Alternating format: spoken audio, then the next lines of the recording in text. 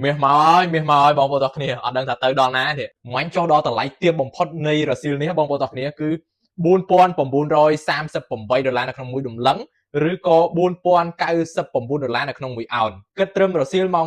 2:51នាទីថ្ងៃទី23ខែ3ឆ្នាំ2026នេះគឺមាសបានធ្លាក់ចុះជាគំហុកហើយជាបន្តបន្ទាប់មែនទែនបងប្អូនទាំងគ្នាធ្លាក់ចុះហើយឡើងត្រឹមតែ50លេខ100លេខគឺមកទេដែរចុះជាតម្រង់បែបហ្នឹងដដែលដល់តម្លៃទាបបំផុតរហូតដល់ក្រោម$5,000នៅក្នុងមួយដំឡឹងគឺចុះខ្លាំងមែនទែនបងប្អូនទាំងគ្នាការធ្លាក់ចុះនេះគឺជាឱកាសល្អមែនទែនសម្រាប់បងប្អូនដែលមានគោលបំណងនៅក្នុងការទិញមាសរងចាំមាសឲ្យមាសចុះឥ